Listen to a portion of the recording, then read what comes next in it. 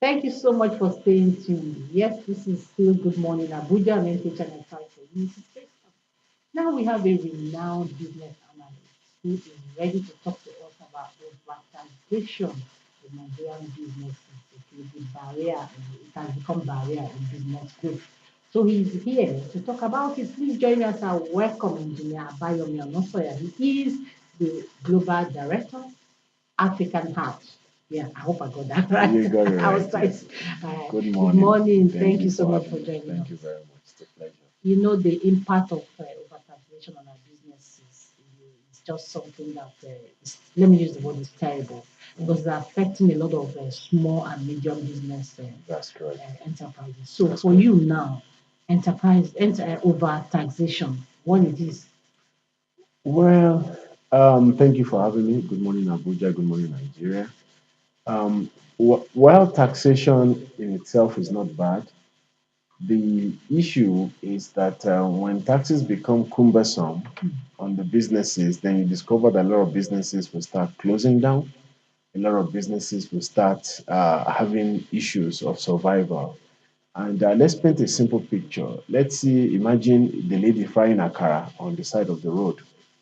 And if the income she's generating from her business is lower than the amount of taxes she's paying, then she has no choice but to shut down. And her shutting down is not just about that single person, it reflects on her family.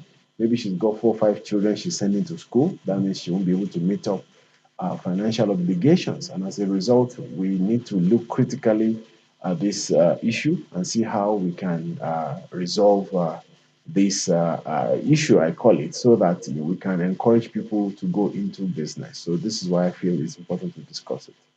Okay, now, when we say overtaxation, Mm.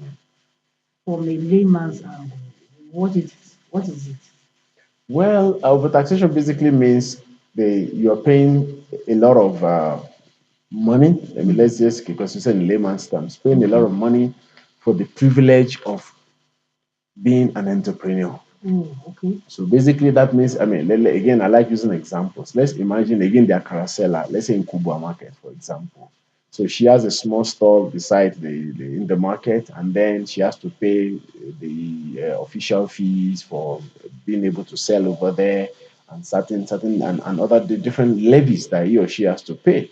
So those amount of money she pays, to the authorities, that's what we call taxes. You see, or in fact, sometimes it's even the so-called percentage of the money she makes. So she has to pay this to the authority in order for the authority to provide certain services, which could include security, which could include sanitation, which would include better roads, electricity, water, and whatnot. But like I said earlier, if this amount that you're paying becomes too much, then it's basically, like, it's like counterintuitive. You see, you're trying to generate an income, but what they're taking away from you is more than what you're trying to generate. So you're forced to close. And to show you how serious this issue is, I'm sure you must have heard in the news. There's this company that's been existing for 75 years in Nigeria. Yeah, Yeah, I don't want to mention I know what you're talking exactly. about. That they're And this moving company, out. they're moving out. Yeah, I heard. And this is a company that employs thousands and thousands and Honestly. thousands of So you can people. imagine the number of people that will be out of job. Exactly. So we're losing thousands of, Hmm. a father in the house, a mother that feeds the Hmm. family, and young people.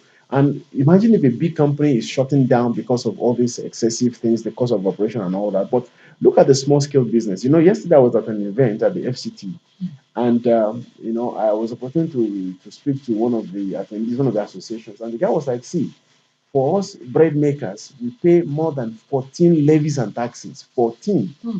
I was like, "Just to sell bread?" He said, "Yes, just to sell bread." I was like, "Okay." And he was complaining bitterly that, see, we cannot survive anymore because all these 14 taxes and levies we pay is killing our business, coupled with the price of flour that is imported, coupled with the price of sugar that is on the rise, and other fees. So in the end, they're not making any profit. So they're basically working to pay taxes. That's what he was complaining about. So, and that exists for several other businesses too. You see, even from the guy selling pure water to the guy doing recharge card. And why this is important is that to build any nation, including Nigeria, you must encourage a lot of people to be entrepreneurs.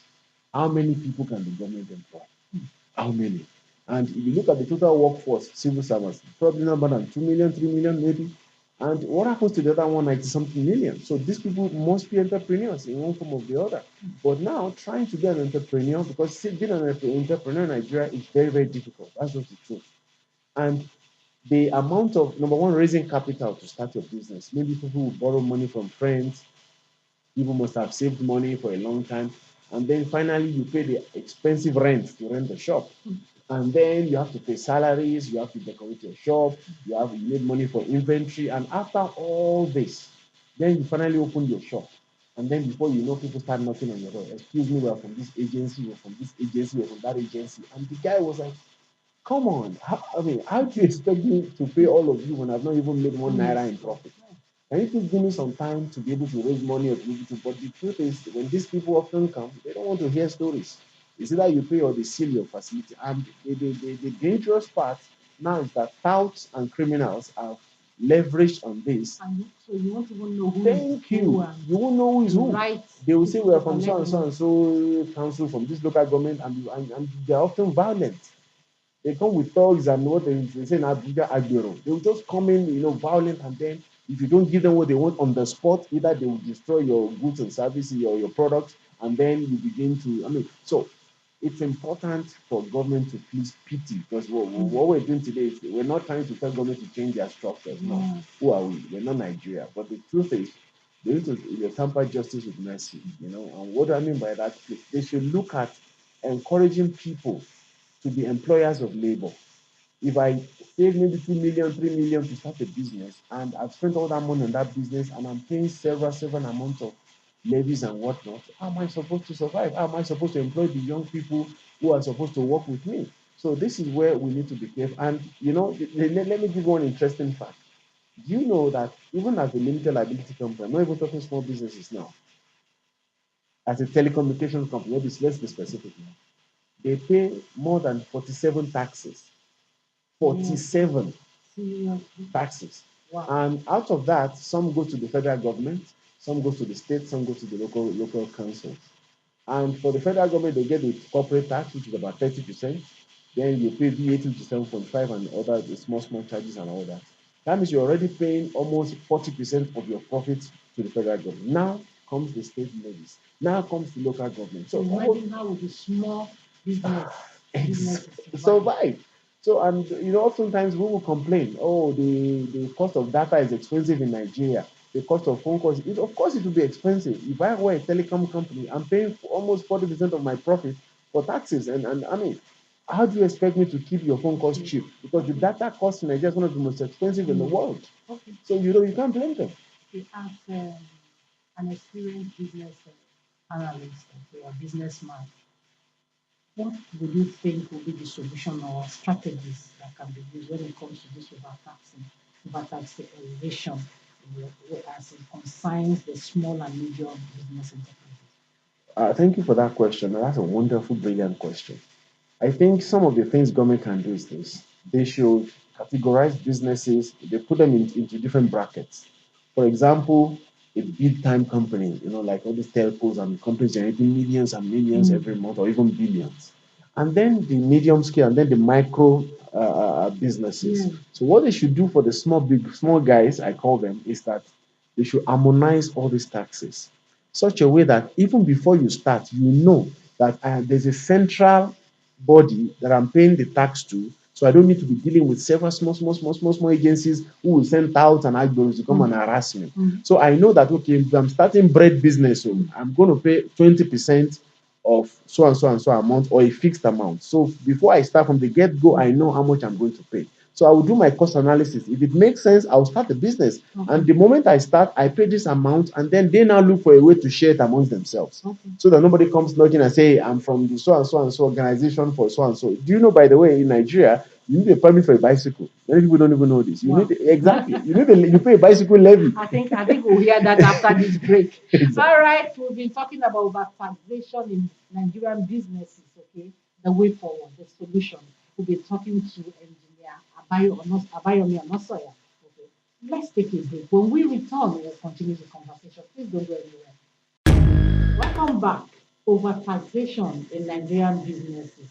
Wow, that's what we're discussing. And Engineer Abayomi Onosoya is still here. So we're talking about the solutions and strategies. Yes. Um, So the one of the strategies, like I said earlier, is that the government needs to create like a central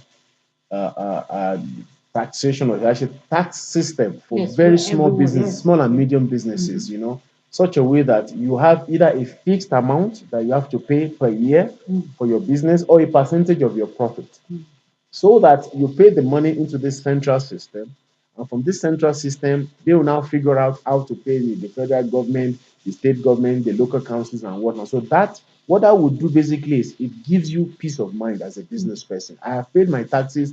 Let nobody come to my door and be knocking, because this happens a lot. In fact, there's a friend that I know who used to have what's it called, frozen food business. Yeah. mm, And before, she used to sell, had a shop on the roadside and whatnot. She was like, that time people will come from different agencies. And then, in fact, it became embarrassing that she had to close the business. And then she moved into all these, what do they call it, these shopping complexes with gates and everything. So I was like, why? Why are you hiding? She said, no, I'm not hiding. Because under this management now, all our fees go straight to the management. So they are the ones who now pay all these small agencies who come to okay. harass us. Oh, So okay. that's what gave me that idea that okay, a central system Oh. of levies, so nobody will come and harass you and start saying, Mm, hey, since you're on Kubaro, come and pay. So that's one way that they can do that. And another thing they can do is ensure that all businesses, regardless of your size, you are registered with Corporate Affairs Commission. Once you're licensed with Corporate Affairs Commission, you have either your business name or your limited liability company, and then you're registered with FIRS, Federal Inland Revenue Service, and then the corresponding state tax agency. So what that would do basically means that all your tax responsibilities lies with them. So once you file your annual return or your account, they know how much you've made, how much loss you've made, and whatnot. Then you know exactly how much you're supposed to pay. So then you remit all these monies and levies to them, and from there, the small agencies can come and start discussing how much they want from them. And thirdly, we need to, I think, this is my personal opinion now, that we need to control the activities of these local councils. okay. Local councils, again, forgive me, they are the closest to the people, if you ask me, you see. And because of this has created a sort of an abuse, a system of abuse where anybody can claim is from this local government. And if actually they are not, they just wear green And just uniform wait. and they say, I'm Yes. from this. And, Yes. you know, I see this a lot. When you drive through that Guarimpa and some other places in Abuja, if you're driving a Jeep or a commercial bus, they will flag you down, so that parkway, show us your documentation and whatnot. Apparently, they have all these certificates that you must carry to allow you carry commercial things. Even if you buy Coca-Cola and put it in your boot, and they say, why you carry Coca-Cola? It's a commercial item. So these people have become, again, forgive me, like nuisance, because you don't know who's the real one, who's the fake one. Honestly. And then they'll say, show us all your papers. And you begin to show them, then and some of them will say, no, you have 10 papers, but one is missing. Meanwhile, they are not even supposed to, they are not in a position to Exactly. do that. Exactly. So we need to move away from this trying to damage other people's businesses. Okay. Imagine I'm carrying pure water now and somebody harasses me, say, hey, this, don't have this, and then you find me 50,000. How am I supposed to sell pure water to you at 5 naira? Because you've affected my business, I will increase my cost. Honestly. And you, the guy stopping me on the road, you will still pay that 20 naira per sachet of pure water because you've made my cost of production expensive. So you are the one bearing the brunt. So what I'm trying to say is we are killing ourselves by ourselves. So this is what I'm trying to say. The local council needs to take it easy, find a simple or a sensible way of taxation. Honestly. Give us a flat fee, 20,000 per year. It covers all your fees and everything, and from And there we'll nobody else pay. comes to Nobody harass you comes to over knock on it. your door and then makes your life Okay, miserable. let's look at the policies. This taxation, the policies with the government. Let's look at as a professional. How do you see it? Well, personally, I think, I mean, again, this is my personal opinion, and does not represent the opinion of NTU. I think that the taxes we're charging our businesses, they're too much. It's unfair, if you ask me. We're a country, we're still developing. We're not developed yet, like America or the West. And in order for us to develop our economy, a lot of businesses must come up who will be employers of labor, who in turn will pay taxes. Imagine charging me 30% tax, corporate tax, and then 7% VAT and some other taxes that I'll pay. I believe 30% is too much. They need to reduce it a bit, for small businesses. Maybe if you're making billions and above, maybe, but for someone making 1 million, 2 million, 10 million, the tax, I believe, should not be more than 5%, 7%, just to encourage us. Because I believe in the long run, imagine collecting 30% from 10 big guys, 10 big guys, and collecting 5% from 1 million small businesses. So the logic is collect little amount of money from a whole lot of people, and the money will be a lot than taxing just few guys that big amount of money. So look, I'm thinking again, these are my opinions, that government should seriously look at the tax policies to see how they can create millions and millions of small businesses who will be paying taxes, and that tax can now in turn go into giving us better infrastructure. You see, and then you discover that we'll be making more money than we're making. So, and these 75-year-old companies and other big companies will not be running away, because when it becomes too expensive to do business in your country, people will run. You see, look at Dubai today. Dubai is what it is today because over the last 20 years, they had a policy of zero tax. So everybody rushed there. Then they slowly introduced taxes, 5%, 10%, 12%, so that it's not a shock, because, I mean, if I'm paying 30% of my income, And it will not be too heavy. it will not be too heavy for us because we're still growing. Let the baby grow first. Let him graduate from university before you tell him to start fetching water from the well. So this is my opinion. Okay, in your experience, what would you say to small and medium scale enterprises? Like you gave example of some that are even shut down because of the over taxation. What would you say to them? I'll say to them, hang in there. We're still a nation that is growing. Don't worry, we're going to get there. Don't give up yet. Yes, the taxes may be disturbing, but don't worry, hang in there. Policies will change. The nation is going through gradual changes. Don't shut down your business, because if you shut down, kids won't have where to work. Our children won't have jobs to do. So please hang in there, and of course, try to work together as a group. Don't be like they say, one tree doesn't make a forest. Don't try to say, I want to be on my own. I want to know. So if possible, come together, be a force to be reckoned with. And then you can negotiate as a body, not as an individual. So when you come together, it's easier to deal with the government rather than individual persons trying to fight the battle on its own. Oh, thank you so much. Thank you so much. Like I said from the beginning, I promised you that know how, you get to have a solution to this over taxation in Nigerian businesses.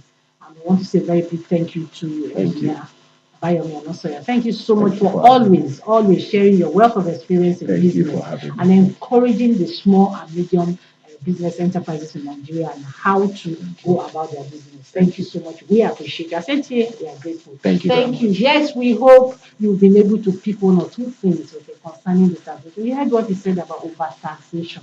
We don't want our business companies to run away from Nigeria. We don't want to have more unemployment as a result of that.